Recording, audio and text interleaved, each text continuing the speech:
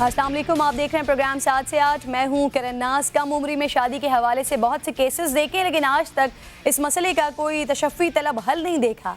सिंध में 18 साल की हद मुकर्रर है। जनवरी से ये मामला सेनेट और अब विफाक में चल रहा है, लेकिन तवज्जो तलब बात यह है कि इस मामले को लेकर हुकूमती नुमाइंदे एक पेज पर नहीं है। ये मामला इस्लामी नज़रियाती काउंसिल में पहले ही मुस्तरद हो चुका है। अब कौमी असम्बली की कायमा कमेटी बराए कानून ये मसला देखेगी। अपोजिशन की पोजीशन इस मामले पर क्या है, ये भी प्रोग्राम में देखेंगे। लेकिन अपोजिशन की रीढ़ की हड्डी यानी अपोजिशन लीडर खुद कमर दर्द लिए लंदन में बराजमान है। क्या जल्दी वापस आने का इरादा नहीं है? खैर से गर्मियों के आते ही अवाम बिजली के लिए भी ऐसे ही सोचते हैं कि क्या जल्दी आने का इरादा नहीं है। चलिए, गर्मी और लोड शेडिंग का तो पाकिस्तान में चोली दामन का साथ है, लेकिन के इलेक्ट्रिक की सारी मरम्मतों का आगाज सभी क्यों हो जाता है जब बिजली की तलब बढ़ जाती है और सूरज सवा नेज़े पर होता है और अवाम बिल बिला रहे होते हैं। इन तमाम इशूज़ पर बात करूंगी प्रोग्राम में। पहले इसकी हेडलाइंस आपको दिखा देती हूँ।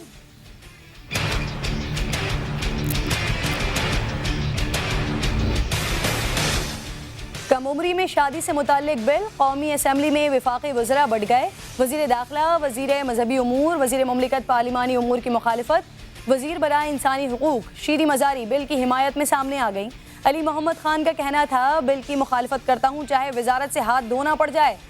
वाज़े राय न आने पर बिल पर वोटिंग, हक में 72, मुखालिफत में 50 अरकान ने वोट दिया। बिल को मजीद मुशावरत के लिए मुताल्लिका कायमा कमेटी को भिजवा दिया गया।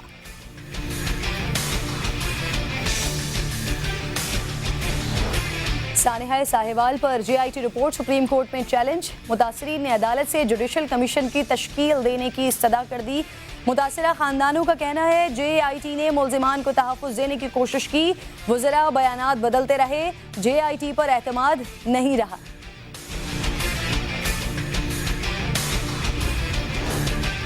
और कराची में साल का गर्म तरीन दिन, मई से पहले ही शहर कायद में सूरज ने आंखें दिखाना शुरू कर दी। पारा 41 डिग्री तक जा पहुंचा। समंदरी हवाएं रुक गईं। गर्दालूद हवाओं ने हद निगाह कम कर दी। हीट वेव के पेश नज़र महकमा सेहत सिंध KMC के अस्पतालों में इमरजेंसी नाफिज। सिविल अस्पताल में हीट वेव वार्ड कायम।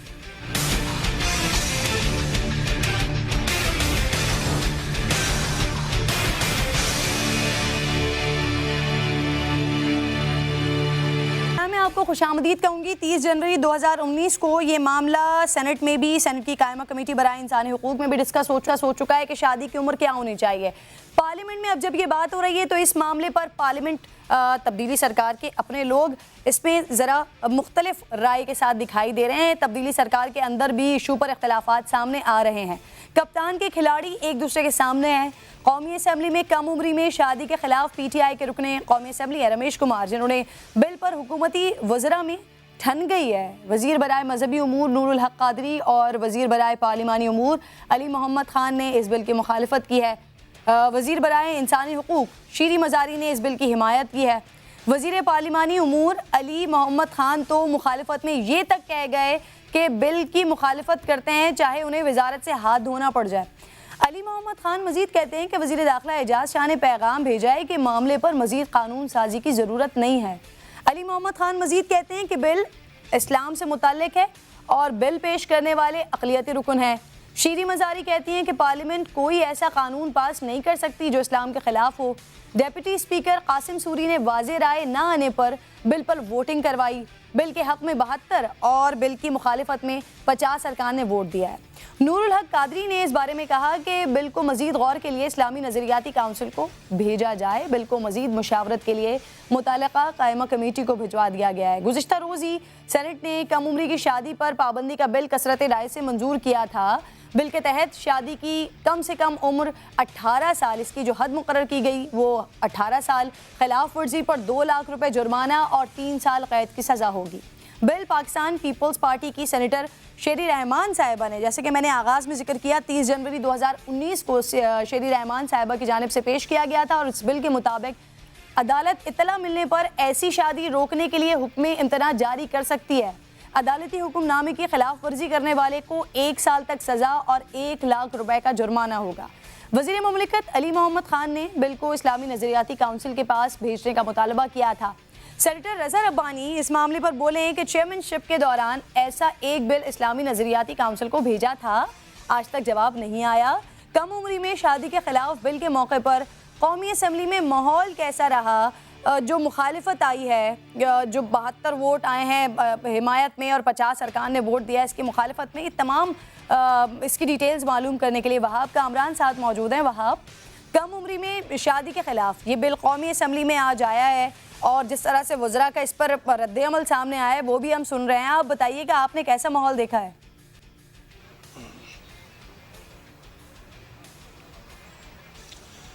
जी किरण, माहौल तो जाहिर है जिस तरह के बयानात आपने भी पढ़कर सुनाए वफाकी वज़रा की जानिब से या वज़ीर मुमलिकत अली मोहम्मद खान की जानिब से आज कौमी असम्बली के इजलास के दौरान वो बयानात सामने आए, तो जाहिर है माहौल तो कुछ अच्छा देखने को नहीं मिला, क्योंकि हुकूमती सफ़ों में ही आज दरार देखने को मिली है इस बिल को लेकर। डॉक्टर रमेश कुमार, जिनका ताल्लुक तो अक़लियती बरादरी से है लेकिन PTI में वो चूँकि शामिल हुए, तो उन्होंने आज ये बिल पेश करने की कोशिश की और पेश करना चाहा। बिल था कि 18 साल से कम उम्र के बच्चों पर या अफराद पर जो है वो शादी की पाबंदी होनी चाहिए। तो इस बिल की मुखालफत में अली मोहम्मद खान खड़े हो गए और उनका कहना था कि चाहे वजारत से भी हाथ धोना पड़े, इस तरह के किसी भी बिल की गुंजाइश नहीं है पाकिस्तान में। साथ ही वजीर मजहबी अमूर नूरुल हक कादरी भी बिल की मुखालफत में बोले और उन्होंने भी बिल को पेश न करने की तजवीज़ दी। ताहम वजीर इंसानी हकूक शीरी मजारी बिल की हिमायत करती नजर आई। उनका कहना था कि कई इस्लामी ममालिक हैं जिनमें मुत्तहिदा अरब अमारात, बांग्लादेश, मिस्र, तुर्की, इन ममालिक में इस तरह के कवानीन मौजूद हैं कि 18 साल से कम उम्र के बच्चों की शादी नहीं होती, वहाँ पर एक जुर्म तस्वुर किया जाता है, तो क्यों ना पाकिस्तान में भी इस बिल की हिमायत की जाए। तो ऐसी सूरत हाल देखने को मिली। साथ ही जो अपोजिशन अरकान थे उनमें से भी पीपल्स पार्टी और नून लीग खासतौर पर कई अरकान इस बिल की हिमायत करते नजर आए। ताहम हुकूमती वज़रा में ये हमें कुछ दराने और फर्क महसूस हुआ। साथ ही गौरतलब बात ये देखना ये पड़ेगा कि अली मोहम्मद खान साहब ने अगर इसकी मुखालिफत की है तो आया अक़लियती रुकन होने की वजह से मत की है या फिर वो इस बिल को नापसंद करते हैं इस वजह से मुखालिफत की है। बहुत बहुत शुक्रिया वहाब, आप साथ मौजूद थे। अपोजिशन लीडर जिनका मैंने आगाज़ में तस्करा किया कि अपोजिशन की पोजीशन इस वक्त क्या है, इस मामले को लेकर क्या है, क्योंकि अपोजिशन लीडर की खुद की कमर की तकलीफ बढ़ गई है, वो इस वक्त मुल्क में मौजूद ही नहीं है। उनसे रिलेटेड बात कर लेते हैं। लंदन में मौजूद हैं अपोजिशन लीडर शहबाज शरीफ। इनकी कमर का दर्द बढ़ गया है, अल्लाह इन्हें सेहत दे। डॉक्टर्स ने शहबाज शरीफ को मजीद टेस्ट का मशवरा दिया है और यकीनन रेस्ट का मशवरा भी दिया होगा। इस साल जनवरी में भी शहबाज शरीफ की कमर का दर्द बढ़ गया था, जिसके बायस शहबाज शरीफ ने तमाम मसरूफियात कैंसिल कर दी थी। डॉक्टर्स ने नकलो हरकत महदूद करने का मशवरा दिया था, लेकिन जहाँ मौजूद हैं शहबाज शरीफ साहब शायद मुकम्मल आराम कर नहीं रहे हैं। ऐसा मैं कह नहीं रही हूँ, बल्कि ये फुटेजेस ऐसा बता रही हैं। छोटे मियाँ साहब बड़े बीमार, बड़े मियाँ साहब भी हैं, लेकिन छोटे मियाँ साहब अगर बीमार हैं तो जिस तरह से वो घूम फिर रहे हैं। लंदन में मौजूद हैं शहबाज शरीफ साहब, मुकम्मल आराम करते हुए दिखाई नहीं दे रहे हैं। कभी वो लंदन के स्टोर में ताक झाँक करते हुए हमें दिखाई देते हैं, कभी लोगों से मुलाकात करते हुए दिखाई देते हैं, वीडियोज़ हमारे सामने आ जाती हैं। शहबाज शरीफ को लंदन में इस वक्त हो चुके हैं 20 दिन। हुकूमती अरकान शहबाज शरीफ की वापसी को लेकर खदशात का इजहार कर रहे हैं, लेकिन अगर हमजा शहबाज इस मामले पर बात करते हैं तो वो कहते हैं कि शहबाज शरीफ साहब वतन वापस ज़रूर आएंगे। अब होने क्या जा रहा है? कितने दिन का डॉक्टर्स ने अगर उनको कहा है रेस्ट का, तो वो मज़ीद कितने दिन वहाँ पर गुजारेंगे? कब तक वापसी मुमकिन है? ये तबीयत उनकी है कैसी? राना अफजल साहब है, रहनुमा मुस्लिम लीग नून, इस वक्त प्रोग्राम में ज्वाइन कर चुके हैं। आपको मैं खुशामदीद कहूँगी। राना साहब, शहबाज शरीफ साहब लंदन में मौजूद हैं, तबीयत कैसी है उनकी? सुना है कमर का दर्द बढ़ गया है। देखिए, लेटेस्ट पोजीशन तो मेरे पास नहीं है, लेकिन वो यहाँ से इजाज़त लेके गए हैं और एक मकसद के लिए इजाज़त ली गई है और इंशाल्लाह वो वापस आएंगे भी और वापस आके वो जो उनका वहाँ पे इलाज हुआ उसकी तफसील भी देंगे। इसमें कोई मेरा ख्याल है कोई ऐसी परेशानी की बात नहीं है, इंशाल्लाह ज़रूर वापस आएंगे। अच्छा, हम दुआ गो हैं कि अल्लाह उन्हें सेहत दे, लेकिन शहबाज शरीफ डॉक्टर्स की हिदायत पर अमल कर रहे होंगे यकीनन, लेकिन लंदन की सड़कों पर उनके घूमने फिरने की वीडियोस राना साहब काफ़ी वायरल हो रही हैं। वो जो क्लिप्स मीडिया पे चल रही हैं उनके ऊपर तारीख नहीं लिखी हुई कि वो किस दिन की हैं। अगर आपने कहा कि वो 20 दिन से गए हुए हैं तो 20 दिनों में तो पोजीशन जब वो गए थे यहाँ से बिल्कुल चलते फिरते गए हैं और डॉक्टर्स के उसके बाद क्या उन्होंने एडवाइस किया, आज की क्या पोजीशन है, इसलिए कोई डेली बेसिस के ऊपर तो क्लिप्स नहीं आ रही। कुछ क्लिप्स हैं जो काफ़ी दिनों से चल रही हैं, वो आज से 10-15 दिन से चल रही हैं, उसके बाद की क्लिप्स तो मैंने नहीं देखी। तो राना साहब वापसी कब तक मुतवक्का है? वैसे मैंने कहा ना, मेरे पास बिल्कुल लेटेस्ट पोजीशन नहीं है, ना उनसे रब्ता हो सका है, इंशाल्लाह जो उनका प्रोग्राम था उसके मुताबिक ही आएंगे। प्रोग्राम राना साहब क्या था, वापस कब तक आ जाना था वैसे? जितने दिन की छुट्टी लेके गए हैं यहाँ से इंशाल्लाह जल्दी आ जाएंगे। चलिए ठीक है, नवाज शरीफ साहब के हवाले से भी बता दीजिए, उनकी तबीयत कैसी है? सुप्रीम कोर्ट में तिब्बी बुनियादों पर जमानत की नजरसानी की दरख्वास्त भी समाअत के लिए मुकर्रर कर दी गई है, उनकी तबीयत के हवाले से भी तस्करा कर दीजिएगा। नवाज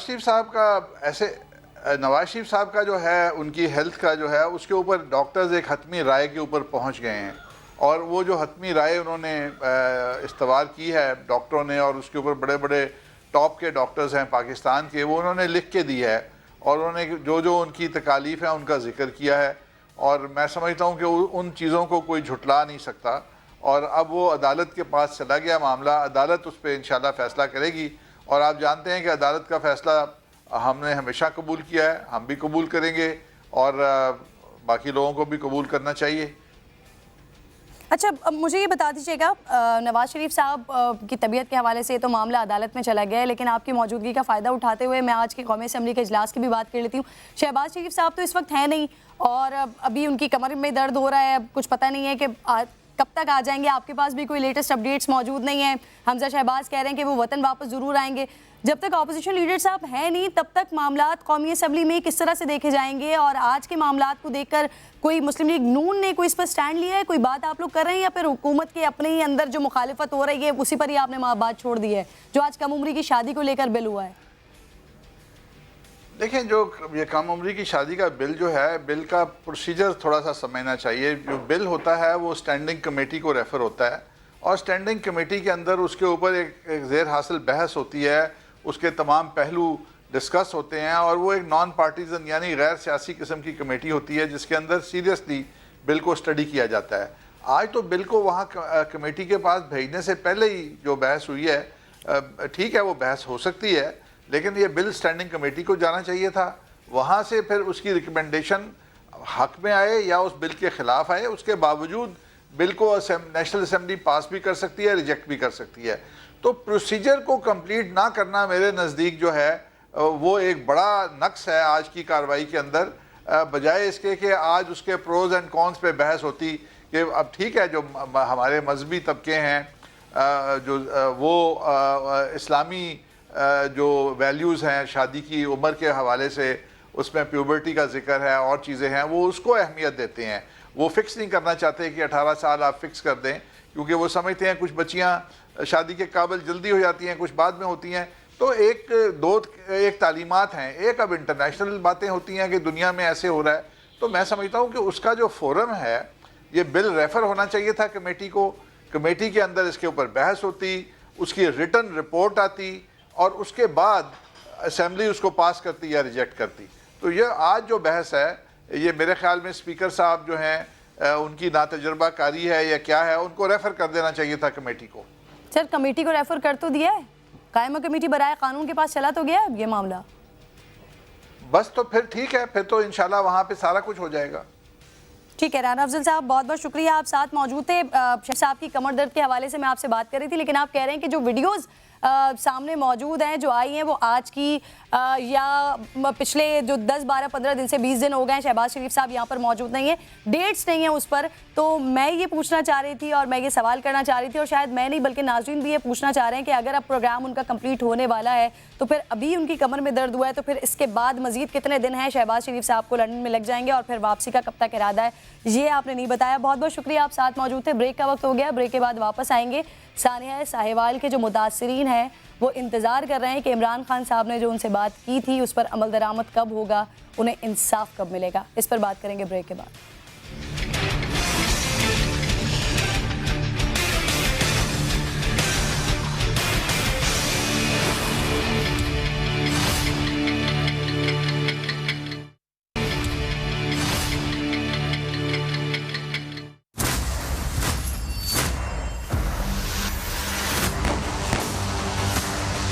ਸਾਡੀ ਉਹਨਾਂ ਸੁਣੀ ਗਏ ਵੀ ਆ, ਉਹਨਾਂ ਸਾਡਾ ਅੱਛਾ ਸਲੂਕ ਕੀਤਾ ਵੀ ਹੈ, ਸਭ ਕੁਝ ਹੋਇਆ। ਤੇ ਜੇ ਅੱਗੋਂ ਵੀ ਨਾ ਫੇਰ ਹੋਵੇ ਤੇ ਫਿਰ ਤਾਂ ਕੀ ਮੇਰੇ ਦਿਲਾਸੇ ਹੀ ਹੋਣ ਤੇ ਫਿਰ ਤਾਂ ਗੱਲ ਉਹ ਮੈਨੂੰ ਚੱਕਾਂ ਨਾਲ ਠੰਡ ਨਹੀਂ ਪੈਂਦੀ। ਜਦੋਂ ਮੇਰੇ ਘਰ ਹੀ ਕੁਝ ਨਹੀਂ ਦੇਦਾ ਤਾਂ ਮੈਨੂੰ ਰੋਣਾ ਹੀ ਹੁੰਦਾ। सानिया साहिवाल पर जुडिशल कमीशन का मामला अब तक हल नहीं हो सका है। सानिया साहिवाल के 3 माह बाद वज़ीर आज़म इमरान खान ने मुतासरा ख़ानदान से मुलाकात की थी। इस मुलाकात में भी खलील की फैमिली ने जुडिशल कमीशन की दरख्वास्त की थी। वज़ीर आज़म ने यकीन दहानी करवाई थी कि कानूनी तौर पर देखा जाए, अगर जुडिशल कमीशन बन सकता है तो अमल किया जाए। कहा गया था कि वज़ीर आला पंजाब कानूनी माहिरीन से मुशावरत के बाद इक़दामात उठाएंगे। वज़ीर आज़म इमरान खान ने मुतासरा ख़ानदान को इमदादी रकम के चेक दिए थे, लेकिन खलील के वालिद ने साफ साफ कहा था कि उन्हें चेक से सुकून नहीं मिलेगा, इंसाफ होगा तो सुकून मिलेगा। ना हो गया ना, मैंने भूलता ही नहीं।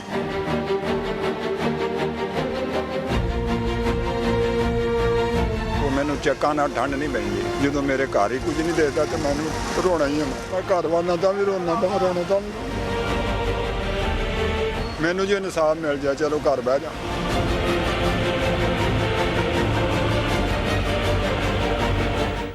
वज़ीर आज़म से मुलाकात के बाद भी सानिया साहिवाल के मुतासरा ख़ानदान का मसला अब तक हल नहीं हुआ है। जुडिशल कमीशन अब तक तश्कील नहीं दिया जा सका है। मुतासरीन ने जुडिशल कमीशन की तश्कील के लिए अदालत उज़्मा से रुजू कर लिया है। सानिया साहिवाल पर JIT रिपोर्ट सुप्रीम कोर्ट में चैलेंज कर दी है। मुतासरीन का इल्ज़ाम है कि JIT ने मासूम ख़ानदान के सफ़ाकाना कत्ल के ख़िलाफ़ कुछ नहीं किया, उल्टा मुल्ज़िमान को तहफ़्फ़ुज़ देने की कोशिश की जा रही है। मुतासरीन कहते हैं कि वज़रा बयानात बदलते रहे, अब JIT पर एतमाद नहीं रहा। सुप्रीम कोर्ट में दायर दरख्वास्त में कहा गया है कि जॉइंट इन्वेस्टिगेशन टीम को मुल्ज़िमान का बखूबी इल्म था, उसके बावजूद मुतासरीन को शनाख्त परेड के लिए तलब किया गया। दरख्वास्त में सुप्रीम कोर्ट से फौरी तौर पर मुदाखलत करके जुडिशल कमीशन की तश्कील का हुक्म देने की इस्तदा की गई है। इस पर बात करने के लिए मकतूल के भाई मेरे साथ मौजूद हैं, जलील, उनसे मैं बात करूंगी। इसके साथ साथ शहबाज गल साहब भी साथ मौजूद होंगे। लेकिन जलील, वज़ीर आज़म से आपकी मुलाकात हो गई, उनकी जानिब से बात की गई कि वज़ीर आला ये देखें जुडिशल कमीशन अगर कानूनी तौर पर बनाया जा सकता है तो बनाया जाए। इसके बाद, इस मुलाकात के बाद कोई राबता हुआ? अभी तक किसी ने राब्ता नहीं किया।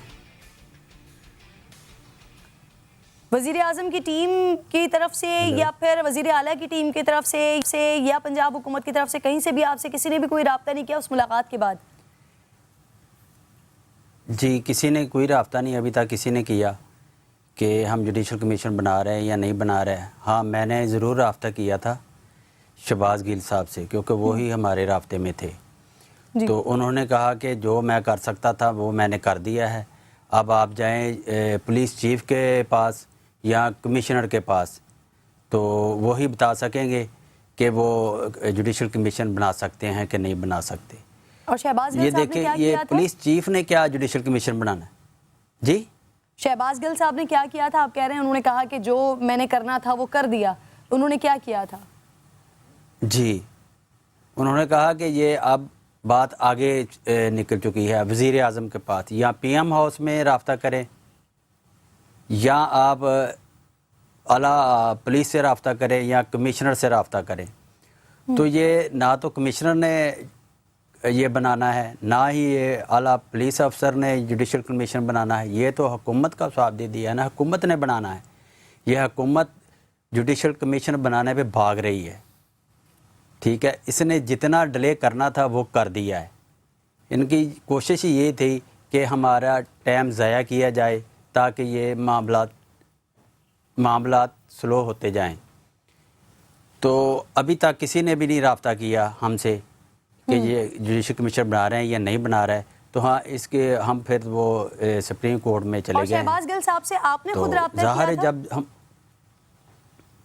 जी, मैंने खुद रब्ता किया था। ठीक है, अब अभी मैं भी आप उनसे उनके रब्ता कर ऑफिस सकते हैं गया क्योंकि था। वो साथ ही मौजूद हैं प्रोग्राम में। शहबाज साहब, मैं आपको खुद कहती हूँ, जलील साहब मुझे बता रहे हैं कि आपसे जब उन्होंने रब्ता किया तो आपके ये वर्ड्स थे कि मैंने जो करना था वो मैंने कर दिया, अब आप PM हाउस में रब्ता करें या पुलिस से बात करें, जुडिशल कमीशन बनाना है या नहीं बनाना। ये ऐसा इल्ज़ाम लगा रहे हैं कि हुकूमत इस मामले से भाग रही है, जुडिशल कमीशन नहीं बनाना चाहती, इस मामले को डिले करना चाहती है। शहबाज साहब जी, बहुत शुक्रिया। देखिए, बात यह है कि आपको पता है कि ये बहुत ही अफसोसनाक सान्या हुआ था और उसके बाद, इस सान्हे के बाद हुकूमत पंजाब ने एक JIT बनाई और उस JIT ने बहुत ही जल्दी इन्वेस्टिगेशन की और इन्वेस्टिगेशन करके जब रिपोर्ट पेश की तो जो जलील साहब हैं और इनकी जो फैमिली है उन्होंने कुछ चीज़ों पर एतराज़ात उठाए। जैसा कि उनका एक एतराज़ था उसमें कि जो सीनियर पुलिस अफसरान हैं उनमें से किसी को इम्प्लीकेट नहीं किया गया। Other than that bye and large उन्होंने उस रिपोर्ट को, एक प्रेस कॉन्फ्रेंस आपको याद होगा मेरे साथ बैठ के की थी, उसको उन्होंने रिपोर्ट को इंडोर्स किया सवाए उस एक मेजर पॉइंट के, वो ये था। उसके बाद मीनवाइल जब ये चल रही थी तो ये हाई कोर्ट चले गए और हाई कोर्ट में जाके इन्होंने दरखास्त दायर कर दी कि जुडिशियल कमीशन जो है वो बनाया जाए। अब मैं, आपको पता है कि मैं स्पोक्स पर्सन हूँ, मैं लॉयर नहीं हूँ या मैं लॉ मिनिस्टर नहीं हूँ, मेरे पास लॉ की कोई ना पावर्स है ना अंडरस्टैंडिंग है, तो मैंने तो वो बयानिया देना है जो हुकूमत या मुझे अपने इदारों से पता चलता है। अब जब इन्होंने कोर्ट में अप्लाई कर दिया जुडिशियल कमीशन के लिए, कोर्ट ने इनके वकील को भी सुना, हुकूमती वकील को भी सुना, और उसके बाद कोर्ट ने जुडिशियल इंक्वायरी, जुडिशियल कमीशन नहीं बल्कि जुडिशियल इंक्वायरी का हुक्म दे दिया, जो कि जुडिशियल इंक्वायरी हो रही है, उसकी रिपोर्ट आ जाएगी। और जुडिशियल, पहले उसे जेआईटी की रिपोर्ट आ चुकी और जुडिशियल इंक्वायरी हाई कोर्ट ने ऑर्डर कर दिया। अब जब जुडिशियल कमीशन का जो मुतालबा था वो कोर्ट ने नहीं माना और उसकी बजाय जुडिशियल इंक्वायरी का ऑर्डर कर दिया हाई कोर्ट ने, तो उसके बाद इन्होंने डेफिनेटली कांटेक्ट किया, ये प्राइम मिनिस्टर से भी मिले, इन्होंने कांटेक्ट किया, दोबारा मेरे से भी कांटेक्ट किया। अब मैंने जब वापस लॉ डिपार्टमेंट या जो दूसरे लोग हैं इसमें कंसर्न्ड उनसे रब्ता किया तो उन्होंने मुझे जो उनकी तरफ से जवाब मिला हुकूमत के अंदर से, जो हमारे डिपार्टमेंट हैं, कि क्योंकि हाई कोर्ट ऑलरेडी इस पे फैसला दे चुकी है जुडिशियल इंक्वायरी का, तो अभी हम वही कर सकते हैं जो हाई कोर्ट के ऑर्डर्स हैं, उनके ऑर्डर्स के खिलाफ नहीं जा सकते, क्योंकि हाई कोर्ट ने ये ऑर्डर दिए कि जुडिशियल इंक्वायरी हो तो जुडिशियल इंक्वायरी हो रही है। ये मैंने इनको इन्फॉर्म किया था जी, ये मुझे जो इन्फॉर्मेशन है वो इदारों से मिली थी। हाँ, अगर आप मुझसे ये पूछें कि इनको इनके जो मुतालबात हैं, किसी भी किस्म के मुतालबात हैं, उन मुतालबात में हुकूमत को इनके साथ खड़ा होना चाहिए, बिल्कुल खड़ा होना चाहिए। इनके मुतालबात मानने चाहिए, बिल्कुल मानने चाहिए। और अभी तक तो मुझे यही नजर आया है कि हमारी लीडरशिप ने तकरीबन इनका हर मुतालबा माना है जो भी इन्होंने कहा है। मैं आपकी बात का जवाब ले लूं शहबाज साहब, आप इजाजत दीजिएगा, मैं आपकी बात का जवाब ले लूं, क्योंकि जलील साहब जब आप बात कर रहे हैं तो वो हाथ का इशारा करके आपकी बात की नफी कर रहे हैं। जलील साहब फरमाइएगा, क्या कह रहे हैं आप? अभी तक कोई भी हुकूमत अभी साथ नहीं खड़ी। अब हमें हुकूमत ने लावारिसों की तरह छोड़ दिया है।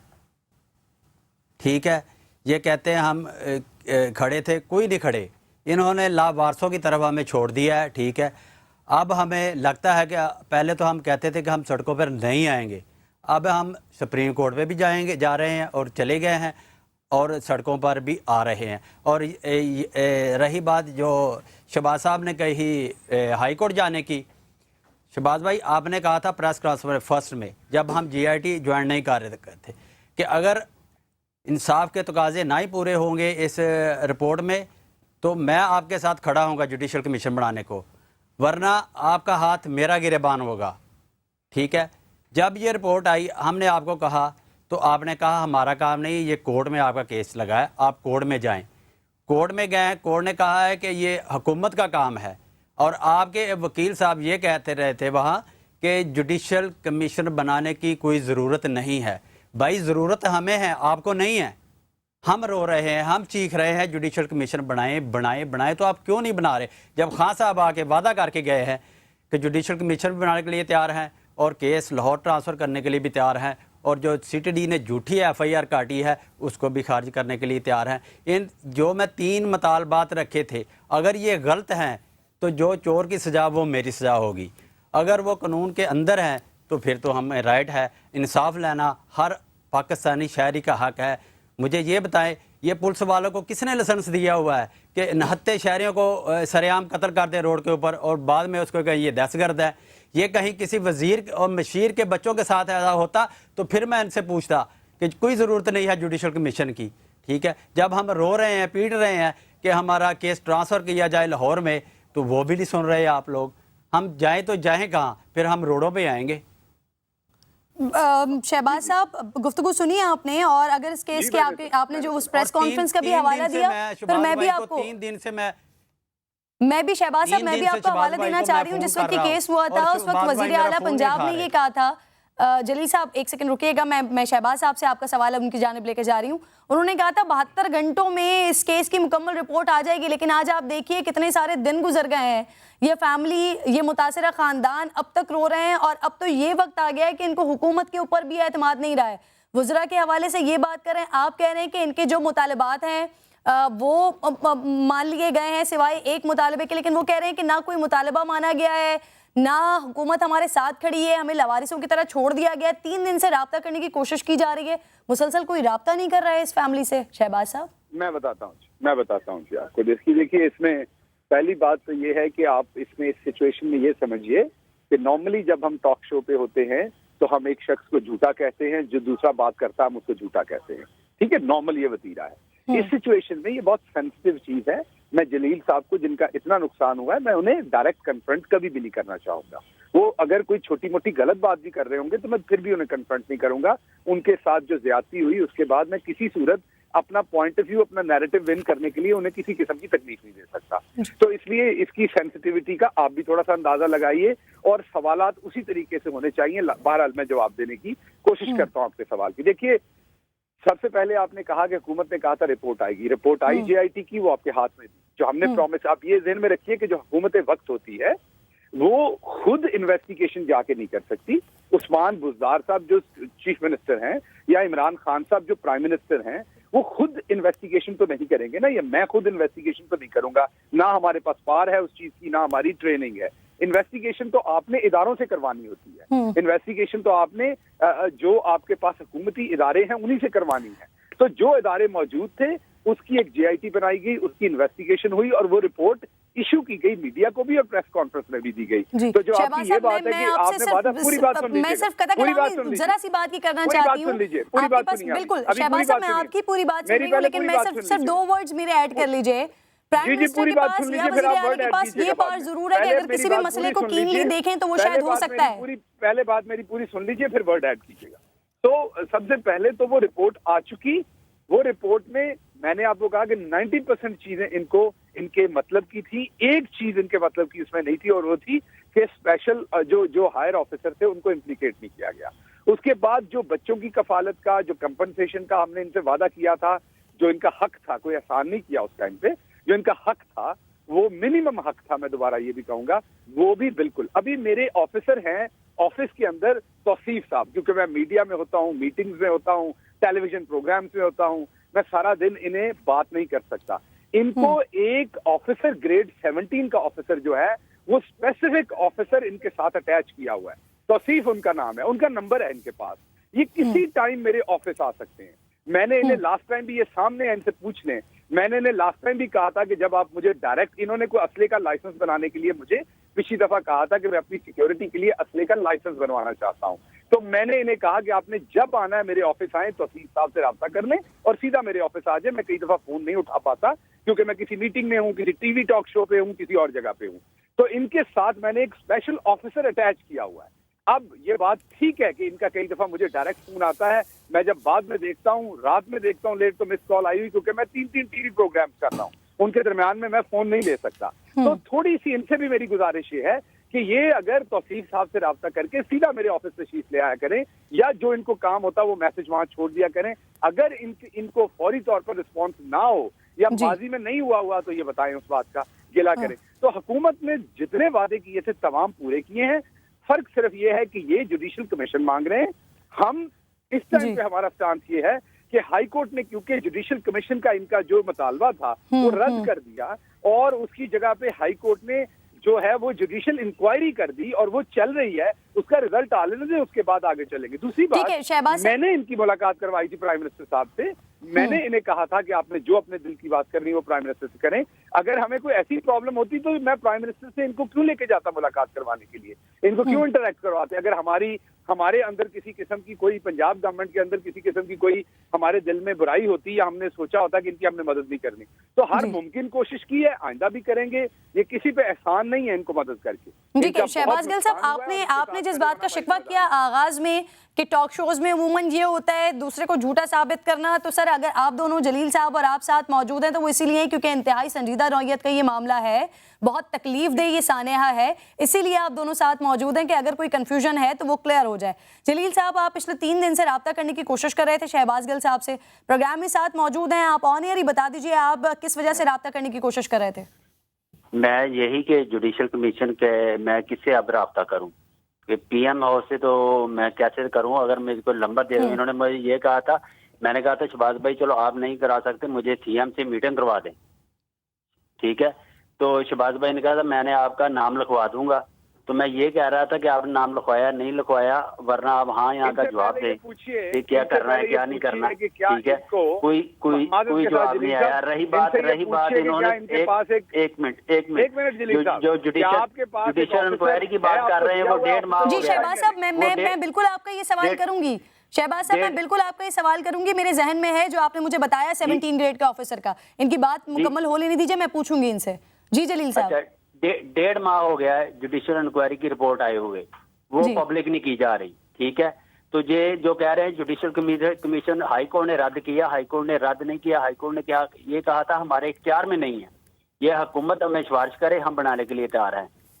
अब हम हाई कोर्ट का जुडिशियल कमीशन नहीं चाहते, सुप्रीम कोर्ट का चाहते हैं, सुप्रीम कोर्ट का जुडिशियल कमीशन चाहिए हमें। जब हम इंसाफ मांग रहे हैं तो हमें हमारा हक है कि किसी अदारे से भी हम तफ्तीश करवा सकते हैं। अच्छा तो जलील साहब, मुझे ये बताइए, जैसे कि शहबाज साहब बात कर रहे हैं कि उन्होंने अपने एक ऑफिसर को कहा है आपसे रब्ता करने के लिए, जब 3 दिन से आप शहबाज साहब से बात करना चाह रहे हैं तो उस ऑफिसर ने आपसे रब्ता किया है? किसी ने नहीं किया मैम, किसी ने नहीं किया। गलत आप तरह से सवाल कर रही हैं। आप इनसे ये पूछिए कि क्या तौसीफ साहब परमानेंटली इनके साथ अटैच नहीं है, उन्हें कभी भी फोन नहीं कर सकते?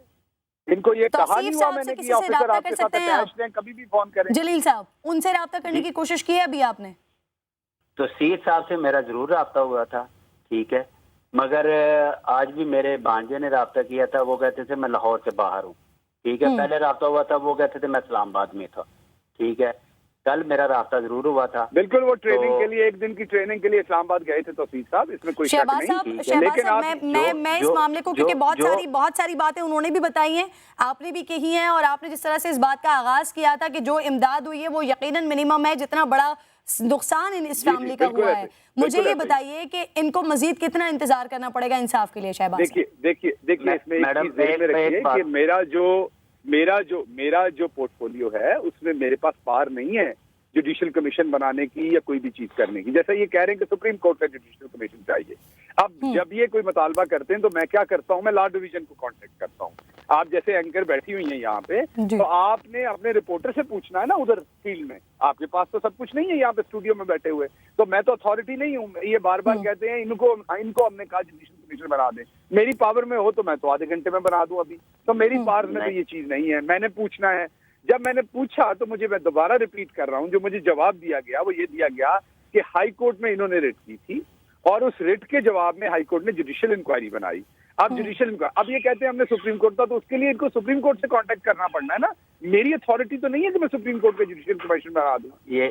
हाँ, ये बात ठीक है कि मैं इनके साथ राब्ते में हूँ, मैं इनका फोन लेता हूँ, मेरा ऑफिसर इनके साथ राब्ते में है। ये मुझे मेरा ख्याल पिछले 15-20 दिन में 3-4 दफा मिले होंगे मेरे ऑफिस में आके। पूछिए कि जब भी ये ऑफिस आना चाहें, क्या इनके लिए मेरे ऑफिस के दरवाजे हर रोज खुले नहीं है? इनको ऑफिसर का नाम नहीं पता जिसको कॉल करके उन्होंने मेरे ऑफिस। जलील साहब, शहबाज गिल साहब आपको ये ऑफर कर रहे हैं, आप जब चाहें आप उनके दफ्तर में जा सकते हैं। और शहबाज साहब, हम आपकी नीयत पर शक नहीं कर रहे, लेकिन उम्मीद करते हैं कि जिस तरह से आपने अपनी बात का आगाज किया है, जिस तरह से आप चाहते हैं कि इस फैमिली को इंसाफ मिलना चाहिए, तो अगर ये फैमिली अदम एतमाद का इजहार है इस वक्त हुकूमत पर, तो आप इनके एतमाद को मजबूत करें और आप जो इनको इंसाफ का मसला है, जो इनको इंसाफ नहीं मिल रहा है, उनकी उम्मीदों पर पूरा उतरें। ब्रेक का वक्त हो गया, बहुत बहुत शुक्रिया जलील साहब और शहबाज गिल साहब, तर्जुमान वज़ीर आला पंजाब साथ मौजूद थे। ब्रेक के बाद वापस आएंगे तो हीट वेव और के इलेक्ट्रिक के मामलात को लेकर बात करेंगे। देखते रहिए 7 से 8।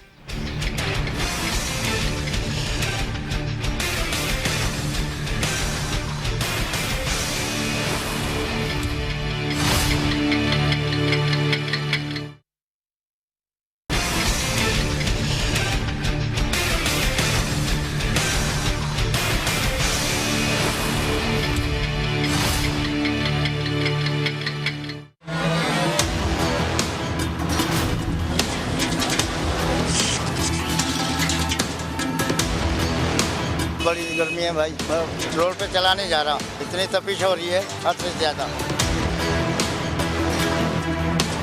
पसीने छूट गए, हमारी हालत ऐसी हो गई है, इस गर्मी से बचाए अल्लाह। वेलकम बैक वंस अगेन जी। अप्रैल का आखिरी दिन, साल का अब तक का गर्म तरीन दिन रिकॉर्ड किया गया है। पारा आज 41 डिग्री को छू गया। कराची में दिन भर गर्म, खुश्क और गर्द आलूद हवाएं चलती रहीं। गर्म मौसम घर से बाहर निकलने वालों का खूब इम्तिहान लेता रहा और ऐसे में शहरियों को एक और फिक्र ने सताना शुरू कर दिया। कराची के कई रिहायशी इलाके, यहाँ बिजली की आंख मचोली का सिलसिला शुरू हो गया। शदीद गर्मी, घरों में बैठे हुए आवाम गर्मी से बच रहे हैं बाहर और यहाँ परेशानी उठा रहे हैं के इलेक्ट्रिक के हवाले से, क्योंकि बिजली उन्हें नहीं मिल रही है। बाज़ शाहराहों पर ज़ेर ज़मीन केबलिंग का काम जारी हो चुका है, जिसकी वजह से बिजली की बंदिश जारी है। के इलेक्ट्रिक का मौक़िफ़ ये आ रहा है कि शहर में मेंटेनेंस के बाइस बाज़ इलाकों में शटडाउन किया जा रहा है ताकि लोगों को आने वाले दिनों में परेशानी का सामना ना हो। अल्लाह करे कि ऐसे ही हो, लेकिन क्या ये काम मौसम गर्मा से पहले नहीं हो सकता था? के इलेक्ट्रिक से हेड ऑफ कम्युनिकेशंस नूर अफशा साहिबा मेरे साथ प्रोग्राम में मौजूद हैं। सबसे पहले तो मैं आपको खुशामदीद कहूँगी और सबसे पहला और सबसे इम्पॉर्टेंट सवाल, नूर, क्या मसला है ये जो केबलिंग का काम है, मेंटेनेंस का काम है, जैसे ही गर्मियाँ शुरू होती हैं वैसे ही ये सारा सब कुछ शुरू हो जाता है। क्यों ये पहले क्यों नहीं हो पाता है? सर्दियों में ही कर लिया करें भाई। सबसे पहले अस्सलाम वालेकुम। थैंक यू सो मच, आपने हमको अपने शो पे बुलाया। You give us the opportunity कि हम भी अपना मौक़िफ़ प्रेजेंट करें। आपने एक बात की थी कि हम एक मेंटेनेंस का काम करते हैं। इसके अंदर थोड़ी सी मैं क्लैरिफिकेशन करना चाहूँगी कि मेंटेनेंस की भी दो किस्म होते हैं। एक प्रिवेंटिव मेंटेनेंस होता है, ये प्रोसेस हम विंटर मंथ्स के अंदर ही करते हैं जब मौसम थोड़ा कोल्ड होता है, बिकॉज ऑब्वियसली मेंटेनेंस करना बहुत ज़रूरी है। हर मशीनरी को मेंटेन करना ज़रूरी है, उसी तरह बिजली के इंफ्रास्ट्रक्चर को भी मेंटेन करना उतना ही ज़रूरी है ताकि ये ऑप्टिमली परफॉर्म कर सके। दूसरी साइड पे आता है करेक्टिव मेंटेनेंस। आपका सिस्टम होता है, जब अगर थेफ्ट एरियाज़ में होता है, कुंडे लगते हैं, तो आपका सिस्टम ओवरलोड होता है, उसके ऊपर उसकी कैपेबिलिटी से ज़्यादा बोझ डाला जाता है। जो तारें होती हैं वो कनेक्ट होती हैं, वो कच्ची कनेक्शंस लगी हुई होती हैं, जिससे वो इंफ्रास्ट्रक्चर डैमेज होता है। तो जब इन तारों की वजह से, इन कुंडों की वजह से ये इंफ्रास्ट्रक्चर ओवरलोड होगा और फॉल्ट्स आएंगी या ट्रिपिंग्स होंगी, तो इसको करेक्ट करना भी बहुत ज़रूरी है। तो इस हर करेक्शन के अंदर एक सर्टेन अमाउंट ऑफ टाइम भी लगता है और ये ऑब्वियसली लाइव सिस्टम के ऊपर काम नहीं किया जा सकता, तो इसको एक टेम्परेरी तौर पे शटडाउन लेके इसे मेंटेन करना होता है। तो ये प्रोसेस जारी है। इसके साथ साथ आपने मेंशन किया था कि हम एक केबलिंग का काम कर रहे हैं। इसका कनेक्शन है हमारे एक TP1000 का ट्रांसमिशन एनहांसमेंट प्रोजेक्ट से। ये एक $450 मिलियन का प्रोजेक्ट है जिससे हम अपने ट्रांसमिशन सिस्टम को अपग्रेड कर रहे हैं। ऑब्वियसली ये एक दफ़ा अब वन टाइम अपग्रेडेशन होगी जिससे ऑब्वियसली शहरियों को ही फ़ायदा होगा। तो दिस इज़ अ 220 kV की लाइन जो हम लेकर रहे हैं। ये बात बहुत अच्छी है, लेकिन ये गर्मियों में ही क्यों? ये फ़ायदा हम गर्मियाँ आने से पहले भी कर सकते थे, बिल्कुल कुछ किया जा सकता था। तो ये क्या जो आपकी प्लानिंग होती है उसका फुकदान है? ये प्रोसेस हमने शुरू किया हुआ है। TP1000 का प्रोजेक्ट हमने अनाउंस किया था in the early part of 2016 और हम इसको पुश कर रहे हैं। Obviously this is a very extensive $450 million project, तो it takes a certain amount of time to complete. Good news ये है कि हमारे 3 ग्रिड स्टेशंस ऑलरेडी ऑनलाइन आ चुके हैं अंडर दिस प्रोजेक्ट, और ये जो प्रोजेक्ट है केबलिंग का, ये भी बहुत जल्द कंप्लीट हो जाएगा। 5 मई तक इसकी एक्सपेक्टेड डेट ऑफ कंप्लीशन है एंड इंशाल्लाह एवरीथिंग विल बी 5 मई। उसके बाद ये लोड शेडिंग और एक चीज़ और मैं क्लैरिफाई करना चाहूँगी, इससे जान छूट जाएगी। और एक चीज़ और मैं क्लैरिफाई करना चाहूँगी कि this process was initiated with all due approvals in ये बहुत बड़ी आप बिग न्यूज़ दे रही हैं। फिर उसके बाद हम रमज़ान में कोई फॉल्ट और फिर वो 12, 14, 15 घंटे की लोड शेडिंग, इस तरह से कुछ नहीं देखी। नूर अफशा साहिबा ये अपने इस प्रोसेस लफ्ज़ दे रही हैं शायद अवाम को कि 5 मई के बाद ये मामलात नहीं होंगे, ऐसे ही 5 मई तक ये जो तरक्याती काम चल रहा है ये खत्म हो जाएगा और उसके बाद फॉल्ट्स नहीं होंगे। लेकिन फिर नेक्स्ट ऑब्वियसली मैं इस पर्टिकुलर स्कोप ऑफ प्रोजेक्ट की काम बात कर रही हूँ। इसके बाद जो प्रोजेक्ट के दूसरे लेवल्स हैं, मरहले हैं, वो साथ के साथ होते जाएंगे। प्रोजेक्ट कंप्लीशन हम एक्सपेक्ट कर रहे हैं कि एंड ऑफ द ईयर से पहले ये कंप्लीट हो जाएगा। अच्छा नूर, ये बहुत अरसे से अब हम देख रहे हैं बिजली चोरी और इसके हवाले से कमर्शियल्स भी चल रहे हैं, तो बहुत ज़्यादा के इलेक्ट्रिक के हवाले से बात भी की जा रही है। कितना % ये जो कुंडे वाले मसाइल थे, कितने % इस पर काबू पा लिया गया है? क्योंकि आप कह रही हैं अगर सबसे बड़ा फॉल्ट आता ही इसी वजह से है, तो इस पर तो काफ़ी अरसे से काम हो रहा है, काबू पा लिया गया, उस पर कितने इलाकों में भी रह गए हैं? मैं आपको एक नंबर देती हूँ जिससे यू विल अंडरस्टैंड कि कितना इम्प्रूवमेंट आ चुकी है। 2009 में जब नई मैनेजमेंट आई थी तो आप मैं गेस करें कि कराची का कितना फ़ीसद लोड शेड एग्जेम्प्ट एरिया था? एक गेस करें। बहुत ज़्यादा था, आई थिंक 70% था। 23% उस वक्त सिर्फ एरिया कराची का लोड शेड एग्जाम था, बाकी तमाम एरियाज में लोड शेड होता था। मैं उसी का ही आपको दे रही हूं, 70%। बिल्कुल। अब क्योंकि इम्प्रूवमेंट्स आई हैं, एरियल बंडल केबल्स इस्तेमाल की जा रही हैं, डिस्ट्रीब्यूशन इंफ्रास्ट्रक्चर ऐड हुआ है, PMTs ऐड हुए हैं, फीडर्स ऐड हुए हैं, ग्रिड्स भी ऐड हुए हैं, उनकी वजह से ये जो इंफ्रास्ट्रक्चर इम्प्रूवमेंट आई है और साथ साथ कुंडा और थेफ्ट को कंट्रोल किया गया है, उसकी वजह से more than 70% of Karachi is now load shed exempt. तो बहुत सारे इलाके हैं जहाँ लोड शेड नहीं होता, और इसमें लियारी के भी कई इलाके हैं जहाँ लोड शेड नहीं होता क्योंकि उन कम्युनिटीज़ ने हमारा साथ दिया। हमने उनका इंफ्रास्ट्रक्चर अपग्रेड किया जिसकी वजह से उन एरियाज में कितना परसेंट रह गया चोरी वाला मसला? So 70% is load shed exempt. Remaining areas के ऊपर हम फोकस कर रहे हैं ताकि यहाँ भी हम कस्टमर्स जिन एरियाज़ के अंदर चोरी हो रही है उनको शिफ्ट करें to the same load shed exempt. कोशिश किया करें कि ये ज़रा गर्म मौसम ख़त्म हो जाए, उसके बाद फिर ये मामलात हो ताकि आवाम सुख का सांस ले। लेकिन उससे ज़्यादा आप जो बिग न्यूज़ आपने दी है, और मैं दुआ करती हूँ, उम्मीद करती हूँ कि अल्लाह करे ये ऐसे ही हो कि 5 मई तक जब ये आपका ये वाला जो प्रोसेस चल रहा है ये कंप्लीट हो जाए, और उसके बाद जो आवाम को ये जो लोड शेडिंग का और फॉल्ट्स का मसला आता है ना, बार बार 12, 14, 15 घंटे का जो मसला आता है लोड शेडिंग का, ये ख़त्म हो जाए तो बड़ी न्यूज़ आपने दी है। किरण, फॉल्ट्स आर टाइड टू चोरी एंड कुंडा एज वेल। सो सबसे बड़ा जो हमें मेहनत करने की जरूरत है, नहीं, it is a collective responsibility, it is our responsibility, yours, mine and everybody. जो भी बिजली इस्तेमाल कर रहा है उसे रिस्पॉन्सिबली इस्तेमाल करने की जरूरत है। और साथ साथ आपकी रिस्पॉन्सिबिलिटी है कि लोगों तक कम से कम बिजली, जहाँ जहाँ चोरी नहीं हो रही है वहाँ तो कम से कम पूरी बिजली पहुँचाएं। बहुत बहुत शुक्रिया आपका, नूर साथ मौजूद थी। प्रोग्राम का वक्त ख़त्म हो गया है, कल आपसे मुलाकात होगी अल्लाह ने के बाद।